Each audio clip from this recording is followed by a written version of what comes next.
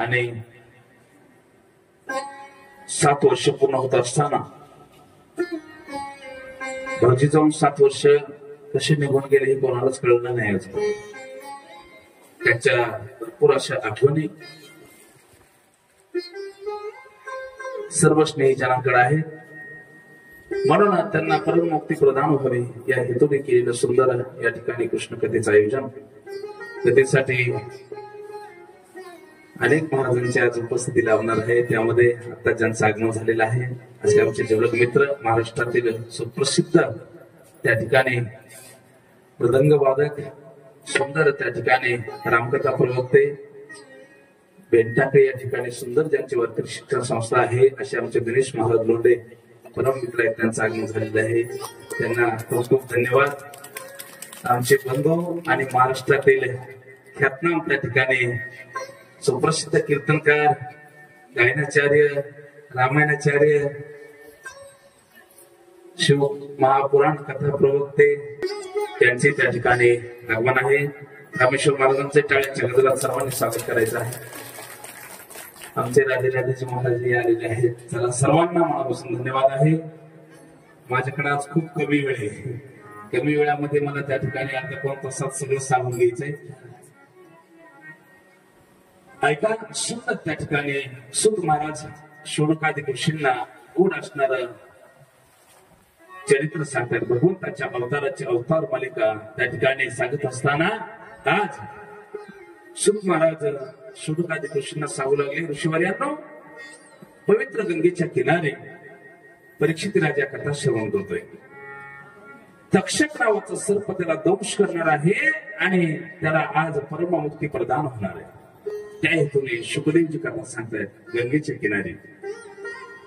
परीक्षित राजा म्हणतो, गुरुजी, आज मला त्या ठिकाणी भगवंताचं धाम प्राप्त होणार आहे आणि माझ्या जीवनातला आज शेवटचा दिवस आहे. प्रत्येकाने समजायचं आपल्या जीवनातला आज शेवटचा. तर आपल्याला सांगता येते का कधी शेवटचा दिवस असेल म्हणून? कोणालाही सांगता येणार नाही. मला कोण कधी जाईल सांगता येत नाही. पण जात असताना कसं जायचंय महाराज?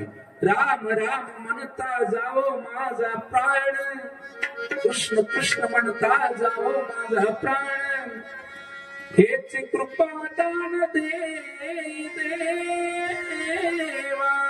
ऐका, भगवंताकडे मागणी मागायची सदैव देवा की तुझं नाव आमच्या मुखामध्ये यावं आणि नंतरच तुझ्या धामाला त्या ठिकाणी आम्हाला घेऊन जावं. म्हणून सुंदर परीक्षित राजा स्वतःचं भाग्य समजू लागला की गुरुजी, भगवंत त्या ठिकाणी अवतार कार्य संपूर्ण स्वतःच्या धामाला कसे जातात याच गोड चरित्र तुम्ही सांगा. कालच्या प्रसंगात तुम्ही मला भगवंताचं लग्न कसं झालं याची सुंदर कथा सांगितली आणि आपणही तो आनंद घेतला. ते आनंद घेतला सर्वांनी. राधाकृष्ण नगरीमध्ये काय वाजत गाजत सोनूच भाषिक लगीन देवाचं लागत. खूप आनंद घेतला. जे जे होते त्यांनीच आनंद घेतलाय. रामेश्वर महाराज, गणेश भाऊ पाहिजे होते का? खूप आनंद आला. कसे 6 वाजले ते कळालं नाही मला. सुंदर आनंद घेतला. सुत महाराज शौनकादी ऋषींना सांगू लागले. इकडे परीक्षित राजा म्हणतात, भगवंताचे 16,108 विवाह झाले म्हणे. होय, बाकी विवाह कसे झाले सांगा? आता एका लग्नासाठी आपल्याला 6 दिवस लागले. बाकी 16,108 त्या ठिकाणी लग्न लावायचे म्हणल्यानंतर मला वाटतं या जन्मात नाही सांगता येणार आपल्याला. आणि पुढचा जन्म मनुष्याचा भेटीत गेला हे सांगता येत नाही. मला ना थोडक्यात सांगा आम्हाला. भगवंताचा दुसरा विवाह त्या ठिकाणी कालिंदी सोबत झाला. कृष्ण कन्याचा तिसरा विवाह त्या ठिकाणी जांबुवंती सोबत झाला. 4था विवाह सत्यभामे सोबत झाला. नंतर त्या ठिकाणी मित्रविंद कौशल देशाचा एक राजा आहे, नग्नजित राजा, त्याच्या मुलीचं नाव सत्य आहे, त्याच्यासोबत एक लग्न झालं. नंतर भगवंताची आत्या आहे श्रुतकीर्ती, तिच्या असणाऱ्या मुलीचं नाव आहे भद्रा, त्याच्यासोबत एक लग्न झालं. आणि लक्ष्मणा नावाची एक असणारी मद्राधिपती असणारा राजा, त्याची मुलगी, तिच्यासोबत भगवंताचं लग्न झालं. असे मुख्य 8 विवाह त्या भगवंताचे झाले. नंतर भूमासूर नावाचा एक दैत्य राजा, त्याने काय केलं, अनेक राजाला जिंकलं, राजकन्या त्या ठिकाणी पळून आणले. राजाला जिंकायचं आणि त्याची राजकन्या घ्यायची. अशा 16,100 राजकन्या त्यांनी आणून आपल्या बंदिशाळेमध्ये, म्हणजेच एका खूप मोठ्या महालामध्ये त्यांना बंदिस्त केलं. आणि त्याचा संकल्प होता की 1,00,000 असणाऱ्या मी राजकन्या त्या ठिकाणी संपूर्ण या राजमहालामध्ये जिंकून आणेल आणि 1,00,000 राजकन्यासोबत मी विवाह करेल. पण इकडे नारद महर्षी भगवंताकडे जातात आणि सांगतात, अनेक राजे त्रस्त झाले, त्यांच्या मुली भौमासूर नावाच्या दैत्याने प्राग ज्योतिषपूरला त्या ठिकाणी घेऊन गेलेला आहे, त्यांना बंदिस्त ठेवलेलं आहे. ते सर्व राजे त्या ठिकाणी विनंती करतात की देवांनी आमच्या मुलींचा त्या ठिकाणी सुटका करावी. संतांनी सांगितल्यानंतर भगवंताला ऐकावं लागतं. नारद एक महान संत आहे, ऐका. म्हणून आपल्या जीवनातली मागणी जर आपण संतांकडे मांडली ना, तर ऐका, संत कोण असतात? संत हे परिसाप्रमाणे असतात. एकदा जर महाराज संतांची भेट झाली तर परिसाचा गुणधर्म काय महाराज? परिस काय करतं? लोखंडाचं सोनं करतं. आपल्या जीवनामध्ये जर संतांचा स्पर्श झाला तर मी म्हणेल आपल्या पण जीवनाचं सोनं झाल्याशिवाय राहणार नाही. म्हणून भगवंताने नारद महर्षींचं वचन ऐकलं आणि सज्ज झाले, द्वारका नगरीवर निघाले, रथामध्ये बसले, प्रागज्योतिषपुराच्या जवळ आले. तिथे जवळ आल्याच्या नंतर भौमासूर नावाच्या दैत्याला माहित झालं की द्वारकेचा राजा कृष्ण कन्या माझ्यावर चाल करून येतोय. म्हणून मूर नावाच्या दैत्याला त्या ठिकाणी त्या राजधानीच्या वेशीच्या जवळ थांबवलं. भगवंताचा रथ आला. रथ मध्ये जात असताना मूर नावाच्या दैत्याने त्या ठिकाणी रथाला आडवं झाला. जाता येणार नाही, आमच्या असणाऱ्या स्वामींची आज्ञा, परवानगीशिवाय मध्ये जाता येत नाही. कोण तू? मी प्रधान आहे त्यांचा, आणि तुम्हाला जर मध्ये जायचं असेल तर माझ्यासोबत युद्ध करावं लागेल. मोर नावाच्या दैत्यासोबत भगवंताचं युद्ध झालं आणि मोर नावाच्या दैत्याला त्या ठिकाणी आमच्या भगवंताने मारलं. गोपाल कृष्ण भगवान की जय. मोर नावाच्या दैत्याला मारलं तेव्हापासून शुद्धजी सांगतात आमच्या कृष्ण कन्याला मुरारी हे नाव प्राप्त झालं. मोर नावाच्या दैत्याला मारल्यामुळं मुरारी हे नाव. म्हणतात ना श्रीकृष्ण गोविंद हरे, ते नाव जे आहे ना ते तेव्हा त्या ठिकाणी प्राप्त झालं माझ्या कृष्ण कन्याला. त्याला मारून भगवंत मध्ये जातात. भौमासूर नावाचा दैत्य बाहेर येतो.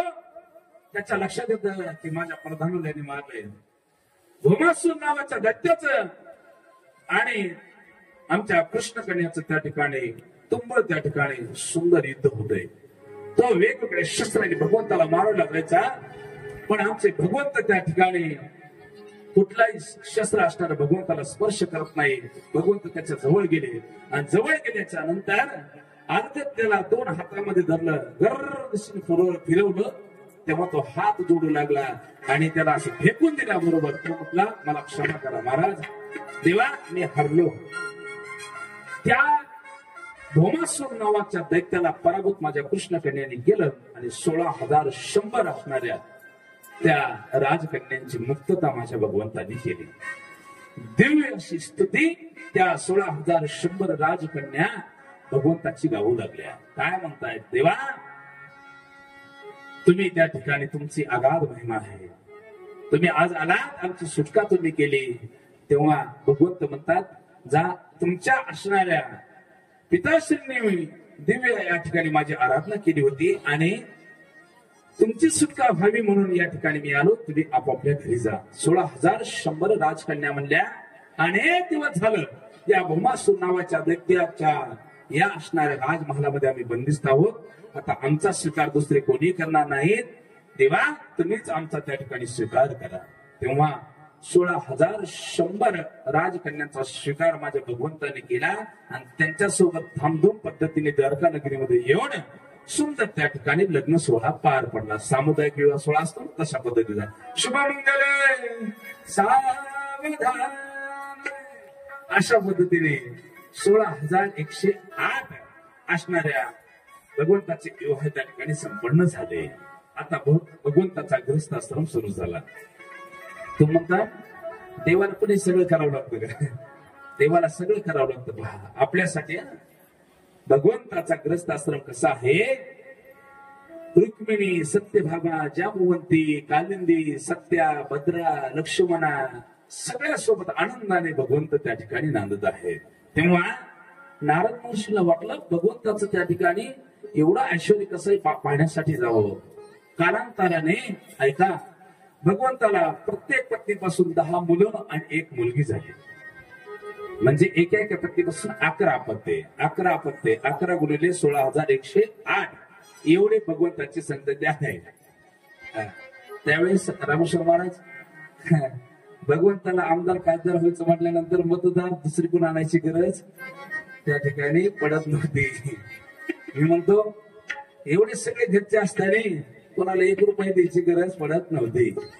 आमच्या भगवंताचं मग तुम्ही म्हणाल महाराज एवढं हे ऐकायचंय. फक्त सांगितलं मी की भगवंताच्या फक्त चरित्राचा उच्चार करायचा, श्रवण करायचं, त्याच्या जास्तीचा विचार करायचा नाही. आणि शुद्धजी परिचित राजाला म्हणतात हे भगवंताचं ऐश्वर्य कीर्ती गुण ऐकणारा जो आहे ना बस त्याला माझा भगवंत स्वतःच धाम देऊन टाकतो. बोला राधे राधे. म्हणून करता उच्चार करायचा या चरित्राचा. तेव्हा सुंदर भगवंताचं चरित्र सांगत असताना शुद्धजी सांगू लागले. एक वेळेस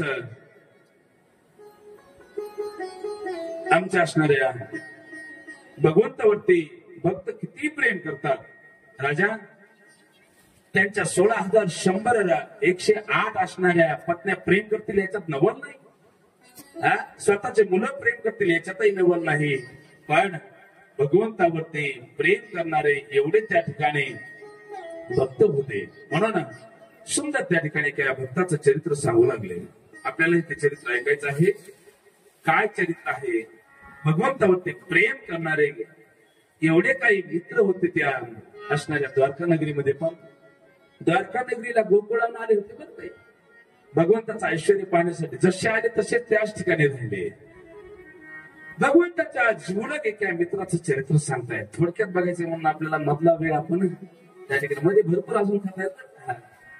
काही जण पुन्हा शंका झालं महाराजांनी सोडलं काय मध्ये. मीच सांगतोय तुम्हाला भरपूर कथा आहेत पण आपल्याला घ्यायचंय अर्ध्या तासामध्ये सगळं. पण थोडक्यात सांगतोय मुख्य चरित्र बघतोय. पण भगवंताच्या एका लाडक्या मित्राचं चरित्र सांगू लागले. जीवलग एक मित्र आहे. त्यावेळेस शुद्धजीच्या डोळ्यासमोर साक्षात आमच्या सुदामजीचं त्या ठिकाणी चित्र येते. रूप येत आहे. जीवलग आहे. सखा आहे. काय सुदामजीचं चरित्र सांगू लागले. ब्रह्मवित्तम आहे आणि इंद्रियातीत आहे. ज्याने त्या ठिकाणी तात्विक विचाराचा आणि सखा आहे म्हणे. अशा सुदामजीचं चरित्र त्या ठिकाणी सांगू लागले. राजन ऐका. कृष्णाचा एक सखा त्या ठिकाणी मित्र आहे. ब्राह्मण होता आणि त्याच्या जीवनामध्ये त्याला सुंदर एक पत्नी लाभलेली आहे. तिचं नाव आहे सुशीला. त्या असणाऱ्या सुशीलेची आणि आमच्या सुदामजीची त्या ठिकाणी जी जोड आहे ना फक्त आणि फक्त भगवंताची भक्ती. हे हमेशा सांगत असतो कथा कीर्तनामध्ये. पती आणि पत्नी जर त्या ठिकाणी परमार्थामध्ये असतील तर ते परमार्थ करण्यासाठी वेगळीच मजा आहे महाराज. फक्त 36चा आकडा नसावा. 36चा आकडा जर असला तर याला पश्चातापच करावा लागतो. म्हणून सुदामजीची जशी भक्ती ना तशीच भक्ती आमच्या सुशीलेची पण होती. आणि भगवंताचे ते सखे होते महाराज. सखा होते. सखा कोणाला म्हणतात तर 2 शरीर असतात पण दोघांचं मन मात्र एकही त्याला सखा असं म्हणतात. मग जीवलग सखा असणारे सुदामजी. म्हणून महाराज काही कमवा नाही तर नाही कमवा. मी आमच्या संप्रदायातल्या भरपूर मंडळीला सांगत असतो माझ्या समवयस्क असणाऱ्या. आपण नाही पैसे कमवले तरी चालते पण आपण जीवलग मित्र कमवले पाहिजे. आपला परमार्थात टिकणारे फक्त आणि मैत्रीवरतीच टिकणारे. म्हणून मित्र असले पाहिजे. बघितलं ना काल तुम्ही किती महाराज मंडळी आले होते. गायक वादक प्रेम असतो. म्हणून मित्र त्या ठिकाणी कसा असतो? दुःख अडवायला उंबऱ्या सारखा, दुःख अडवायला उंबऱ्या सारखा, मित्र बनगामध्ये गारव्या सारखा, मित्र बनगामध्ये गारव्या सारखा.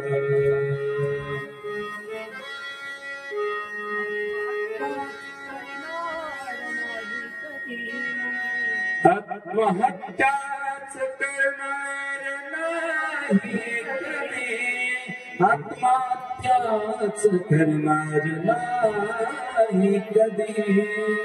मित्रजन आशील, मित्रजन आशील मना सारिका, मित्र बनिल्या गारव्या सारिका. दुःख उंबऱ्या सारखा, दुःख आणि बाईला उंबऱ्या सारिका, मित्र बनल्यामध्ये गारव्या सारखा. हे मित्राचा प्रेम असतो. म्हणून मी पण म्हणत असतो की हमेशा आम्ही नाही जास्त पैसे कमवले, नाही गाड्यावर गाड्या माड्यावर माड्यावर जास्त बांधले, आणि असे मित्र आहेत आमच्या सोबत, म्हणून आम्ही त्या ठिकाणी जीवनामध्ये खूप आनंद घेतो. तसा असणाऱ्या भगवंताचा जिवलग मित्र, त्याचं नाव सुदामा. शुद्धीची सांगू लागले, राजन आहे त्या परिस्थितीमध्ये दर दिवस त्या ठिकाणी भिक्षा मागायचा.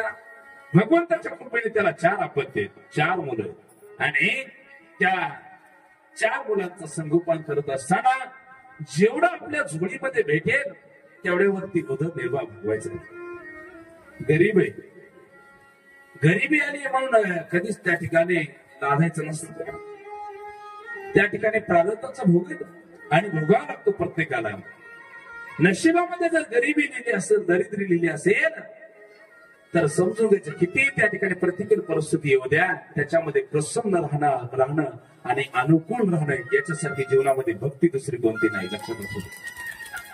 काही काही जण गरिबी आल्याच्या नंतर निराश होऊन बसतात. कधीच निराश होऊन बसायचं नाही. अरे गरीबाच्या झोपडीवर तुम्हाला सांगितलं ना भगवंत येतात की नाही. विदुरजीच्या झोपडीवरती भगवंत आले, आमच्या शबरी मातेच्या झोपडीवरती भगवंत आले. श्रीमंत होती का शबरी? तेव्हा 4 अपत्य आहेत आणि सुंदर उदरनिर्वाह भागवतात. एके दिवशी एकादशीचा दिवस, आणि एकादशीच्या दिवशी आमच्या सुदामजीला, सुशीलीला एकादशीचं व्रत त्यांनी धारण केलंय. पण लहान लहान बछडीत बाळा आहेत. मग आपल्या बाळासाठी काहीतरी खाण्यासाठी उपलब्ध झालं पाहिजे, म्हणून प्रातःकाळी सुदामजी झोपडीच्या बाहेर पडतात. जोडी हातामध्ये घेतलेली आहे. गावामध्ये प्रत्येक घरी जातात. भिक्षान देई माते, भिक्षान देई माते. आमचे सुदामजी प्रत्येक असणाऱ्या स्त्रीला माताच म्हणत होते, पण ऐका, आई म्हणायची. आणि जीवनामध्ये परमार्थाची पायरी त्या ठिकाणी चढायची असेल तर ऐका, या परमार्थामध्ये सफल व्हायचं असेल तर परमार्थाची पहिली पायरी आहे, घराच्या बाहेर पडल्याच्या नंतर आपल्या मुखातून फक्त ताई आणि आई हा शब्द निघला पाहिजे. तेव्हा समजून घ्यायचं परमार्थाची पहिली पायरी आपण पार केली. आमचे सुदामजी प्रत्येक घरी जायचे, आई भिक्षा द्या. पण प्रत्येक माता म्हणायची की आज त्या ठिकाणी एकादशीचं व्रत आहे, म्हणून करता आम्ही तुम्हाला भिक्षा देऊ शकत नाही. 12 वाजले, दिवस डोक्यावरती येत होता. सुदामजी परत झोपडीपासून येतात. झोपडीच्या जवळ आल्यानंतर 4ही बाळ पळत येतात आणि पोटाला विलगतात. बाबा, आम्ही त्या ठिकाणी झोपेतून उठायच्या अगोदर तुम्ही भिक्षा मागायला गेला, पण बरं झालं लवकर आलात. आता खूप भूक लागलेली आहे.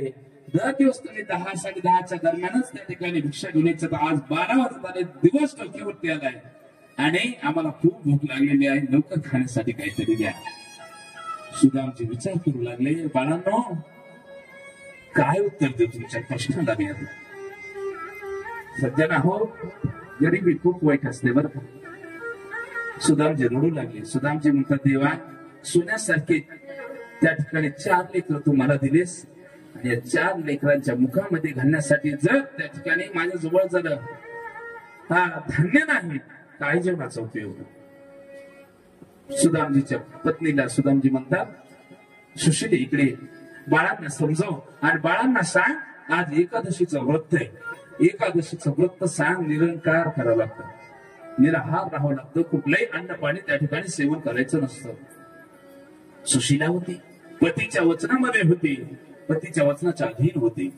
सुशीलावती बाळांना इकडे या, बाळांना जवळ घेतलं, सर्व बाळांच्या तोंडावरून हात फिरवला. सात्विक मुलं जे असतात ना, ते सात्विक मुलं कधी आई बाबांना त्रास देत नाहीत बरं. बाळांना तुम्हाला माहितीये, आज कृष्ण कन्याचा त्या ठिकाणी उपवास त्या ठिकाणी आपल्याला धरायचा आहे, आणि आज एकादशीचं व्रत आहे. निरंकार राहायचं सर्वांनी. पोटामध्ये त्या ठिकाणी जर अन्न त्या ठिकाणी आपण खाल्लं, पोट जर भरलं तर झोप येते, मग भगवंताचं भजन करण्यासाठी त्यासाठी आळस येईल. म्हणून करता आज निरंकार राहायचं, फक्त आणि फक्त भगवंताचं भजन करायचं. ठीक आहे असं म्हणून ते बाळ लगेच म्हणायचे, आई चला भजनाला सुरुवात करू. आमच्या सुदामजीच्या डोळ्यातून अश्रू येतात. अरे एका शब्दाने, एका वाक्यामध्ये बाळ तयार झाली. लगेच सुदामजीने सुंदर त्या ठिकाणी भजन म्हणायचं. बाळांना वाटायचं भगवंताच्या भजनामध्येच आमच्या बाबांच्या डोळ्यातून अश्रू येतात की काय. पण बापाच्या डोळ्यात अश्रू का होते, की माझ्या बाळांच्या पोटामध्ये अन्नाचा कण नाही, म्हणून त्या असणाऱ्या बापाच्या डोळ्यात अश्रू होते. मग सुंदर सुदामचे भजन करायचे. कशी तरी झापर झाली आणि उपाशी पोटी 4ही बाळ त्या ठिकाणी झोपले. दुसऱ्या दिवशीचा दिवस आहे. सुशीला म्हणते, स्वामी काय करा, लवकर तुम्ही काय करा, भिक्षा मागण्यासाठी गावांमध्ये जा. बाळ काल उपाशी होते, आज जर बाळांना जर खायला काही नाही भेटलं तर चक्कर येऊन खाली पडतील, माझ्या बाळाचा प्राण जाईल बरं स्वामी. असं म्हणून सुदामजीला बाळ उठायच्या अगोदरच पाठवलं. इकडे बाळ सकाळी लवकर उठले. सुदामजी घरी नाहीत. बाबा कुठे गेले? अरे बाळांनो, तुमचे बाबा तुमच्या पोटाचा उदरनिर्वाह भागावा म्हणून त्या ठिकाणी भिक्षा मागण्यासाठी गेले. आई लवकर येतील ना? होय लवकर येतील. काय प्रश्न आहे बघा मागून. श्रोत्यांनो, सुदामजी गेले. प्रत्येक घरी कालच्या सारखंच त्या ठिकाणी म्हणू लागले, भिक्षा देई माते, भिक्षा देई माते. पण आज नाही, त्या ठिकाणी प्रत्येक माता म्हणू लागली, काल एकादशीचं व्रत झालंय, आज सडा समार्जन करून पूर्ण घर पवित्र करायचं आहे, आज पण आम्ही कोणालाच भिक्षा देत नाही. असं म्हटल्यानंतर आता सुदामजीला त्या ठिकाणी खूप वाईट वाटू लागलं, दुःख वाटू लागलं. सुदामजी त्या असणाऱ्या प्रत्येक घरापासून बाहेर येतात आणि बाहेर आल्याच्या नंतर आता सुदामजीची घालमेल होऊ लागली बरं मात्र. सुदामजी म्हणतात, देवा आता मी घरी कसा जाऊ? आता जर मी घरी गेलो आणि झोपडीच्या बाहेर जर 4ही बाळ माझे आले म्हटले, जर बाबा आम्हाला खाण्यासाठी काहीतरी द्या, तर आज मी काय उत्तर देऊ? काल तरी कारण होतं सांगायला की काल एकादशीचं व्रत होतं, पण आज उत्तर नाही माझ्याकडे. 12 वाजत आले. ऊन मी म्हणू लागलो. भगवंत सुदामजीवरती पाहतात आणि डोळे झाकले. सुदामजी म्हणतात, देवा आता माझे बाळ त्या ठिकाणी मला विचारतील, बाबा खाण्यासाठी काहीतरी द्या. मला काही माझ्याकडे उत्तर नाही, तूच बघून घे काय करायचं देवा. सुदामजी झोपडीच्या जवळ येतात. मातांनो, कालचीच परिस्थिती झाली. पुन्हा बाळ पळत पळत येतात. बाबा आज बाळांनी मिठी नाही मारली, पण आज बाळांनी झोळीतच हात घातला मारायचं. आणि झोळीत हात घातल्याच्या नंतर झोळीमध्ये काही सापडलं का? काहीच सापडलं नाही. बारीक तोंड केले बाळांनी, एवढी तोंड केले. आईच्या जवळ जातात, हळू आवाज म्हणतात, आई आज पण बाबांनी झोळीमध्ये काहीच आणलं नाही, आज मी एकादशी आहे का? असं वाटल्यानंतर सुशीला म्हणते, स्वामी इकडे या. का ग सुशीले? अहो लेकर माझे कालपासून उपास आहेत आणि आता त्या ठिकाणी त्यांना खाण्यासाठी काहीतरी द्यावं लागेल. त्यावेळेस सुदामजी म्हणतात, सुशीले काय करू सांग. आज मी गेलो प्रत्येक घरी माता म्हणलो, पण माझ्या जवळ आजही कोणीच त्या ठिकाणी धान्य टाकलं नाही बघ. त्यावेळेस दोघांनी हात जोडले. सुशीला म्हणते, देवा माझ्या बाळाला जर असं उपाशी ठेवायचं होतं, कशाला माझ्या पुढे जन्माला घातलंस या बाळांना, असं म्हणून धायमुख सुशीला रडू लागली. सुदामजीने जवळ असं घेतलं आणि सुशीलेला म्हणतात, सुदामजी सुशीले रडू नकोस, एक काम कर, पाण्याचा ग्लास घेऊन ये. लेकर त्या ठिकाणी खूप बारीक बारीक करून झाले लेकरांचं. लेकरांच्या मुखामध्ये फक्त पाण्याचे 2-4 थेंब तरी टाक. रडू लागले, चारही बाळ रडू लागले महाराज. आणि आम्हाला खाण्यासाठी काहीतरी द्या, आज आम्ही शांतच बसणार नाहीत, असं म्हणल्यानंतर ती माता असणारी खूप रडू लागली. पाण्याचा ग्लास आणला, त्याच्यात ते 4-4 थेंब एक एक घोट त्या ठिकाणी बाळांच्या मुखामध्ये टाकू लागली. आणि बाळाच्या मुखामध्ये टाकत असताना कोरड पडली होती चारही बाळांना. कस तरी त्या ठिकाणी पाण्यामुळे सावध झाले. सगळ्यात लहान लेकरू जे होतं ना, 4 मुलांचं सर्वात लहान लेकरू, ते आमच्या सुशीलीने जवळ घेतलं आणि ते लहान लेकरू म्हणाला, आई ऐक ना, फक्त एकच घास दे खाण्यासाठी, एकच घास, जास्त नको. श्रीमंताचे घर जे असतात ना, श्रीमंताचे घर जे या तुम्ही प्रवासात फिरत असताना महाराज, एकदम गरीबाचे लेकर जे असतात, भिकारी म्हणतोय ज्याला आपण कुठं कुठं जाऊन खायला मागतात, त्यांना हिडकून लावतात श्रीमंत माणसं. आणि एखाद्या श्रीमंताच्या घराच्या समोर कचरा टाकीत असतात ना माता, त्या कचऱ्यामध्ये शिळी भाकर तुकडे काही टाकत असतात. ज्यांना कधीच काही खायला भेटत नाही ते जातात, त्यातले ते तुकडे ते घेत असतात आणि मोठपणे त्या ठिकाणी पाण्यात बुडून त्या ठिकाणी खातात. गरिबी खूप अवघड आहे, खूप गरिबी अवघड आहे. काही काही जणांकडे आपण भारतीय संस्कृतीमध्ये एवढे सण साजरे करतो. काही जणांचा दिवाळीचा सण पण फक्त महाराज गरम पाण्याच्या आंघोळीने झाला सण, खाण्यासाठी पण पदार्थ नाही. खरा दिवाळीचा सण साजरा करायचा असेल ना, तर सर्वांना मी तो त्या ठिकाणी या भगवद्गीतेच्या माध्यमातून सांगेल. परिस्थिती बरी, आपली देवाने कृपा केली, सुंदर त्या ठिकाणी वेगवेगळे पदार्थ आपल्या घरामध्ये आपण दिवाळीच्या सणाच्या दिवशी बनवले. आणि ऐका, जर आपल्या शेजारी एखादं गरीबाचं घर असेल, पोटापुरतं त्यांना खायला पण भेटत नाही, अशा गरीबाच्या लेकरांना दिवाळीच्या सणाच्या दिवशी घरी बोलवा. आपल्या पदार्थातला एक एक पदार्थ, एक एक लाडू त्यांच्या हातामध्ये द्या. सर्वात मोठा परमात्मा तुमचा त्या दिवशी असेल. ही आपली भारतीय संस्कृती. सुदामजी आणि सुशीला रडू लागले. आता काय करावं समजेना. पुन्हा त्या ठिकाणी सुशीला म्हणते, जर माझे बाळ त्या ठिकाणी आता अन्न करून जर मेले तर या जीवनाचा काहीच उपयोग होणार नाही, काहीच उपयोग होणार नाही. तेव्हा सुशीला म्हटली, आता माझ्या पतीला तर कोणीच त्या ठिकाणी भिक्षा देत नाही, मलाच काहीतरी युक्ती करावं लागेल. आईचं हृदय खूप कोमल असतं बरं माता, खूप कोमल असतं. आई आणि वडील त्या ठिकाणी जीवनातलं खूप सुंदर पात्र आहे. हे जर पात्र असेल ना घरामध्ये तरच शोभा आहे. महाराज, मी हमेशा सांगत असतो कथा कीर्तनाच्या माध्यमातून, सगुण रूपाने अजून तर काही देव बघायला भेटला नाही. पण सगुण रूपाने देव बघायला भेटला नाही, पण देवाने सगुण रूप जर आपल्याला बघायचं असेल ना देवाचं, तर प्रत्येकाच्या घरात विठ्ठल रुक्मिणी पाठवले. ते विठ्ठल रुक्मिणी म्हणजे आई आणि वडील आहे. त्यांचं तुम्ही दर्शन घ्या.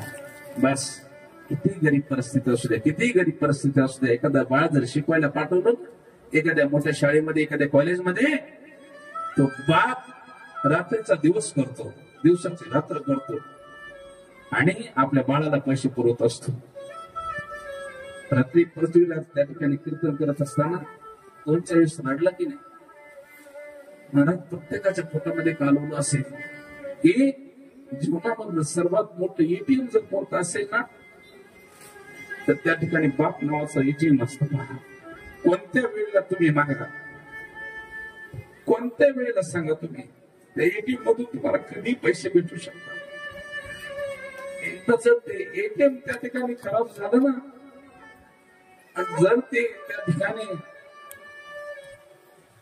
आपल्या जीवनातून निघून गेलं ना, तर मला ती संपत्ती तुमच्याकडे असू द्या, मनाला आणि त्या ठिकाणी जीवनाला त्या ठिकाणी कुठलाच अर्थ उरत नाही. प्रत्येक वेळी विचार येतात. कथा कीर्तनाच्या माध्यमातून अनेक जिल्ह्यामध्ये फिरत असताना असे प्रसंग आम्ही बघतो. ज्यावेळेस मुलीच्या लग्नामध्ये, मुलाच्या लग्नामध्ये आई बाप नावाचं पात्र जर नसेल ना, त्या दिवशी सर्वात मोठं दुःख त्या मुलीला होत असतं. म्हणून जीवनामध्ये परमार्थ सफल करून घ्यायचा असेल तर आपल्याला त्या ठिकाणी पापाला भिवावं लागतं, आणि संसार सफल करून घ्यायचा असेल, प्रपंच सफल करून घ्यायचा असेल तर जीवनामध्ये बापाला भिवावं लागतं. फक्त प्रत्येक घरामध्ये तो बाप पाहिजे. बोला राधे राधे. बाप करी जोडी लेपुराचे बाप करी जोडी लेपुराचे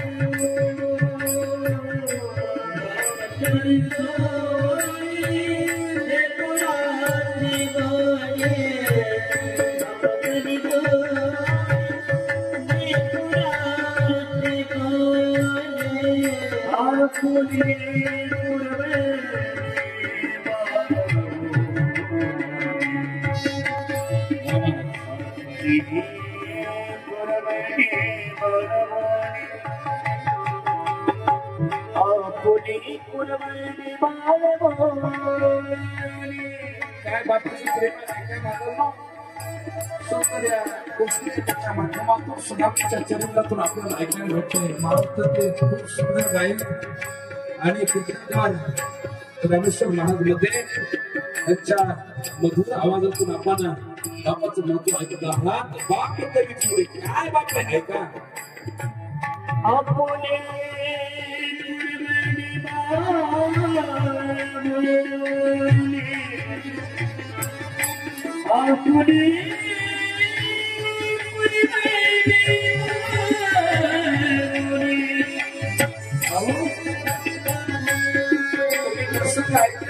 रामेश्वर महाराज मुक्ताबाई निवृत्तीला सोपा काका ज्यावेळेस आई वडील सोडून गेले ना,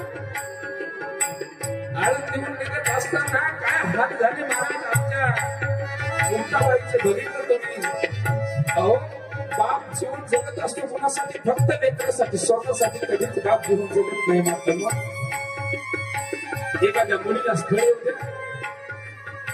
आणि त्या बापाला माहित होत, तो बाप म्हणत असतो, अरे माझी चिमणी आज दर्द सोडून जाणार आहे. बाप फक्त आणि फक्त लेकरासाठी जगत असतो. ज्या दिवशी मुलीचं लग्न जमत ना, त्या दिवसापासून एक भाकरी खाणार बाप फक्त आणि फक्त अर्धी भाकरी खातो. बरं ऐका, हे बापाचं प्रेम आहे महाराज. बाप तरी मारी धार बाप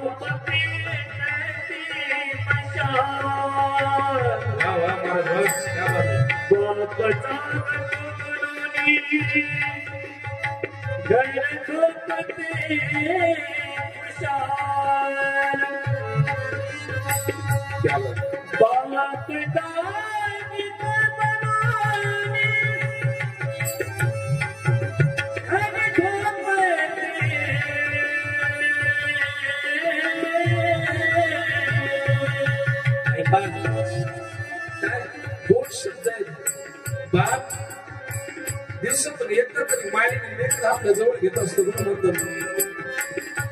एखाद्या मुलीचं काही नको द्या, हॉस्पिटल घरी आणलंय आणि रात्रीच्या वेळेला रात्रीच्या 1:30 वाजता अचानक बाप उठतो आणि लेकरांच्या मुखावर असा हात फिरत असतो. माझ्या बाळाची तब्येत बरोबर नाही. मायेने दर दिवसातून 2-4 वेळेस जवळ घेणारा बाप असतो. काय तो बाप उठल्यापासून तर झोपेपर्यंत सदैव आणि सदैव कुटुंबासाठी झटतो, हटका अंगावरती घालतो, पण लेकरांच्या अंगावरती कधीच त्या ठिकाणी हटक त्या ठिकाणी घालू देत नाही. कर्ज करून घेईल पण लेकरांचे लाड करील याच्यासाठी जीवनामध्ये बाप खूप महत्वाचं सांगितलं. बाप घरा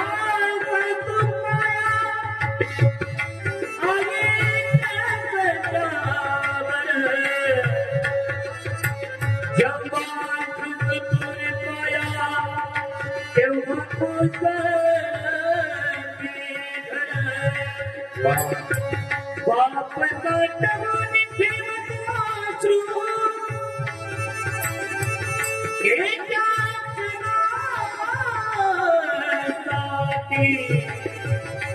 जन्म भराची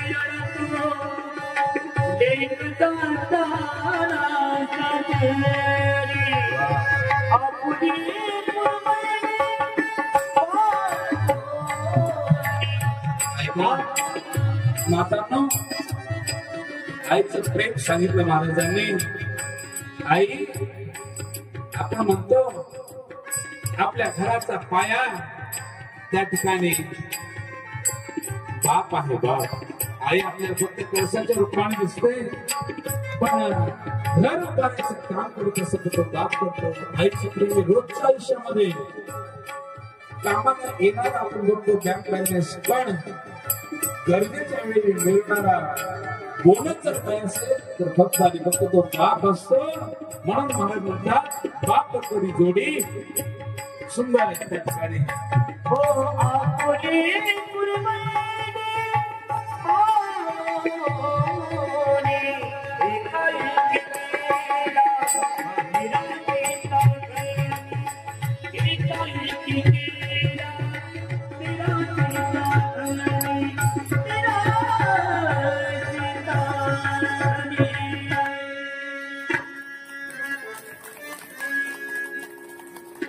हे बापाचं प्रेम आहे बघ. म्हणून प्रसंग आला म्हणून सांगितलं. मला काय कोणाच्या डोळ्यात अश्रू म्हणून कोणाला भावनिक करायचं म्हणून हा प्रसंग मी नाही सांगितलं बरं. पण भरपूर कुटुंब आहेत असे की, पण एक सांगेल तुम्हाला कथेच्या माध्यमातून, जीवनामध्ये ज्याच्या जीवनामध्ये बाप नसेल, खूप मोठे संकट आहेत, दुःख आहेत, त्यांच्या जीवनामध्ये सदैव माझा कृष्णकन्या देव त्यांच्या सोबतीला असतो, कधीच विसरायचं नाही.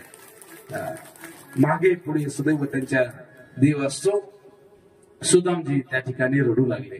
सुदामजी म्हणतात आता माझ्याकडे काही पर्याय नाही. मग आईने विचार केला, सुशीलीने विचार केला, बाळांनो तुला तुमच्यासाठी मी काहीतरी खायला आणते.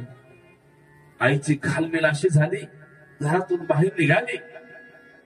तिच्या पण अंगावरती त्या ठिकाणी 4-5 ठिकाणी तिकडे जोडलेलीच त्या ठिकाणी साडी. गरिबी ना, गरिबीला मान सन्मान कोणी देत नाही जास्तीचा, कधीच देत नाही. कुठं बसला, कधी आला, काही घेणं देणं नसतं.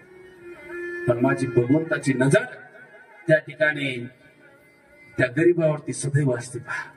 आणि तुम्ही एवढे मंदिरं बघता ना, त्या मंदिरामध्ये ज्यावेळेस दर्शनाला जाताना माझा भगवंत बघत असतो की माझा एखादा गरीब असणारा भक्त त्या ठिकाणी कसे तरी त्याच्या संसारातून सवड काढून माझ्याकडे आलाय, त्याच्यावर सदैव माझ्या भगवंताची नजर असते.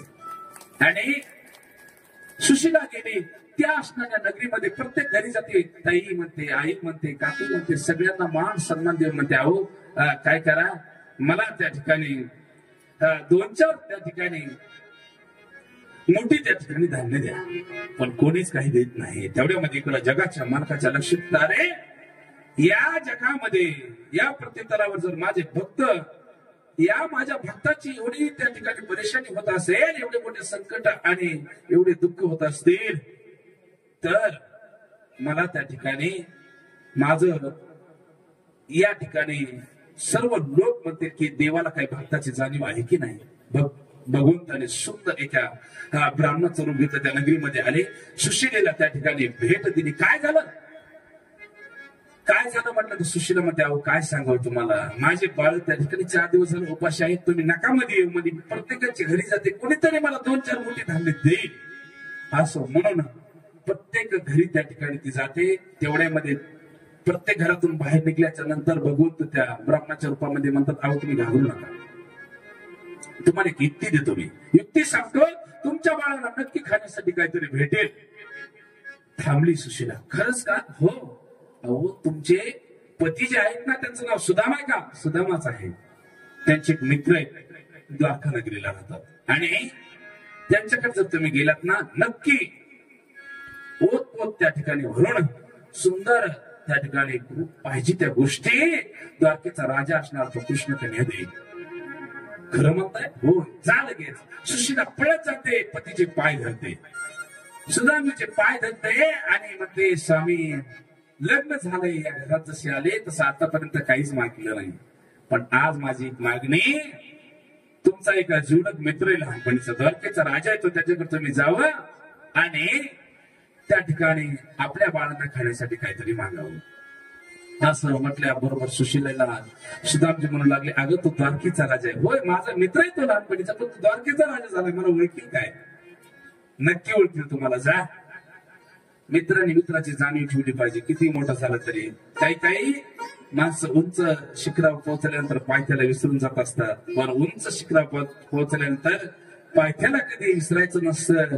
अपाट सागरामध्ये पोहत असताना त्या ठिकाणी नदी नाल्यांना कधी विसरायचं नसतं. सुखाचा उपभोग घेत असताना दुःखाला कधी विसरायचं नसतं आणि पंचप्रकोणाचा आस्वाद घेताना चटणी भाकरीलाही कधीच विसरायचं नसतं. आपली जिथून सुरुवात आहे ना मग तुमचा तो मित्र तुम्हाला नक्की तुम्ही जा. ठीक आहे. सुदामजी म्हणतात सुशीले मी जातो पण असं नाही झालं. त्याला देण्यासाठी काहीतरी दे. ऐका त्याला देण्यासाठी काहीतरी दे म्हणल्यानंतर सुशीलेच्या मनामध्ये पुन्हा विचारायला माझ्याच बाळांना एक घास या ठिकाणी अन्न घरी नाही त्या भगवंताला मी कुठून काय देऊ. पुन्हा सुशीला त्याच गावामध्ये त्यांच्या घरी फिरते. सात्विक असणाऱ्या काही मैत्रिणी होत्या. एक एक मूठ त्या ठिकाणी पोहे दिले.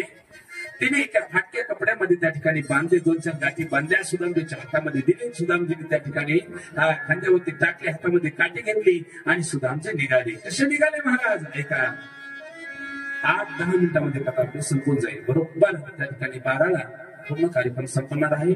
11:15 बरोबर वाजलेले आहेत. कसे निघाले सुदामजी? चले श्याम सुंदर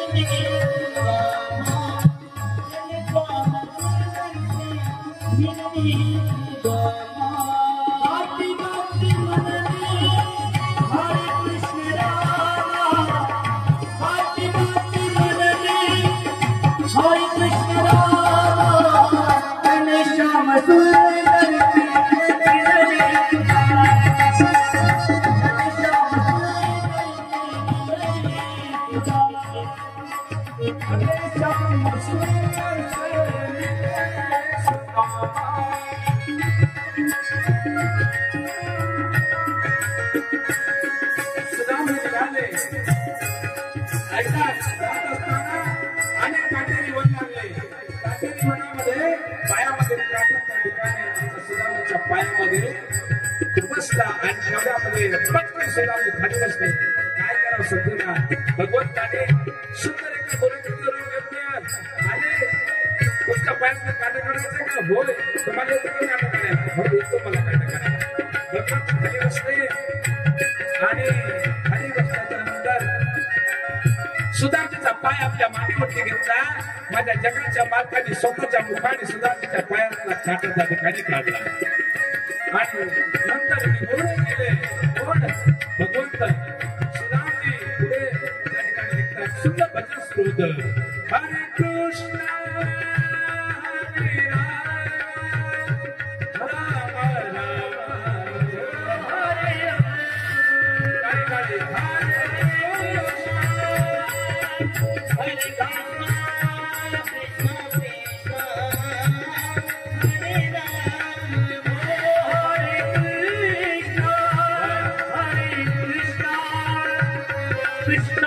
Krishna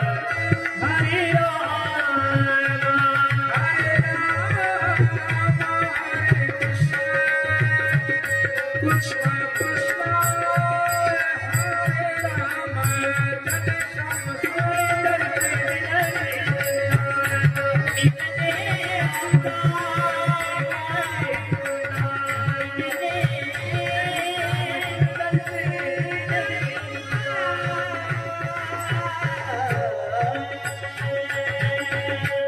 सुदामजी निघाले, सुंदर भगवंताचं नामस्मरण करत निघाले. पण दिवस मावळतेला गेला, एका झाडाखाली बसले, झोप आली, झोपी गेले. नंतर भगवंताला माहित झालं माझ्या भक्ताला इकडे येण्यासाठी खूप कष्ट होत आहेत, म्हणून माईला पाठवलं. अलगद भगवंताने त्या ठिकाणी माईला पाठवलं. याच्यानंतर त्या माईने सुदामजीला त्या झाडाखाली उचललं आणि द्वारका नगरीच्या नदीच्या जवळ आणून ठेवलं. आणि आणून ठेवल्याच्या नंतर नावाच्या रूपामध्ये भगवंत आले. त्या नावेमध्ये सुदामजी बसले, द्वारका नगरीमध्ये आले. प्रत्येक गल्लोगल्ली फिरू लागले. माझ्या भगवंताचं घर कुठं आहे, माझ्या लालाचं घर. अनेकांना विचारलं, प्रत्येकाला वाटलं हा नक्कीच भिकारी माणूस कुठतरी वाट चुकलेला आहे. आणि या ठिकाणी सारखं म्हणायचे माझ्या लालाचं घर कुठे, लालाचं घर कुठे. तेवढ्यामध्ये एका सात्विक माणसाने सांगितलं, समोरचा राजवाडा आहे ना, तोच कृष्ण कन्याचा आहे.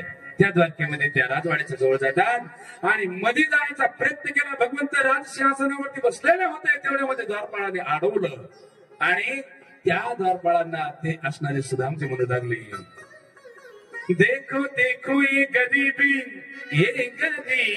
का हाल, कृष्ण के दर पे विश्वास लेके आया हूँ, मेरे बचपन का यार है मेरा श्याम, नहीं मेरा श्याम, यही सोच कर मैं आस करके आया हूँ. अरे द्वारी पालो कन्हैया की कही दो, अरे द्वारी पालो उस कन्हैया की कही दो, करे आ गया किधर में सुधा, करे किधर में सुधा.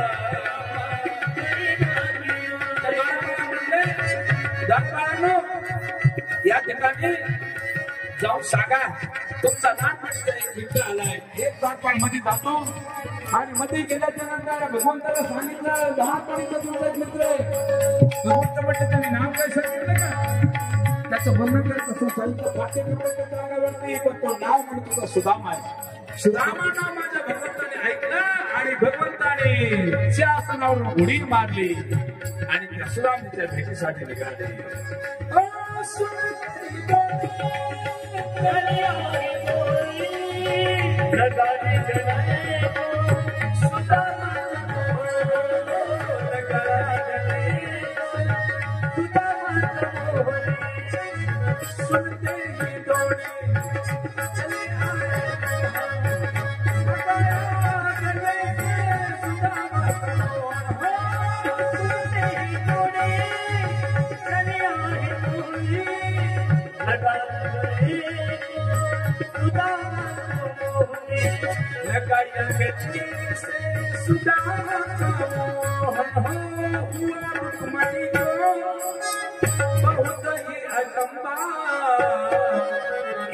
मान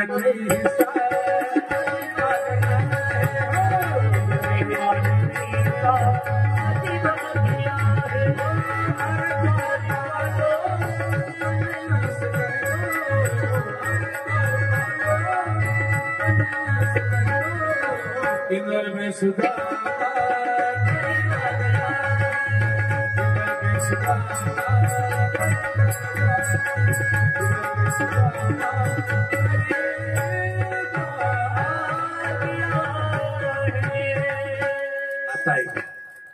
आता 1 मिनिट चांगलं लक्ष द्यायचं. कोणा म्हणू नका महाराजांनी सगळी कथा सोडून दिली. सुदामजी मध्ये गेले, भगवंत सिंहासनावर खाली उतरले, मिठी मारली, जवळ त्या ठिकाणी घेतलं, आपल्या आसनावरती बसवलं, सर्व राण्यांनी पूजा केली आणि त्या ठिकाणी खूप दिवसांनी भेटला. सांगितल्यानंतर सुदामजी म्हटले माझं लग्न झालं, 4 मुलं आहेत. नंतर वहिनीने काहीतरी माझ्यासाठी दिलं असेल म्हणून सुदामजींनी 4 असणारे त्या गाठीतले पोहे दिले. भगवंतांनी त्याच्या मोबदल्यामध्ये पूर्ण नगरी सोन्याची करून टाकली. दिवस रात्रभर राहिले, सविस्तर चर्चा झाली. प्राप्त काळी सकाळी सुदामजी उठले आपल्या नगरीला जाऊन बघतात तर काय सोन्याची नगरी. नंतर सगळं पत्नीने मुलांनी सगळी हकीकत सांगितली, सर्व हे भगवंताने केलं. त्यावेळेस दिव्य भगवंताचं नामचिंतन करत सुदामजीची पत्नी सुशीला यांचा त्या ठिकाणी उद्धार झाला. गोड असं सुदामजीचं चरित्र श्रुतीचे परीक्षित राजाला सांगितलं. नंतर भगवंताने स्वतःच्या कुळाचा त्या ठिकाणी संवाद केला. कसा केला, काय केला ते पुढच्या वर्षी बघू. आणि नंतर स्वतः भगवंत पण स्वधामाला गेले. भगवंत स्वधामाला निघून गेले आणि भगवंत स्वधामाला निघून गेल्याच्या नंतर शुद्धदेवजी परीक्षित राजाला म्हणतात, 5-7 दिवस आज पूर्ण झाले.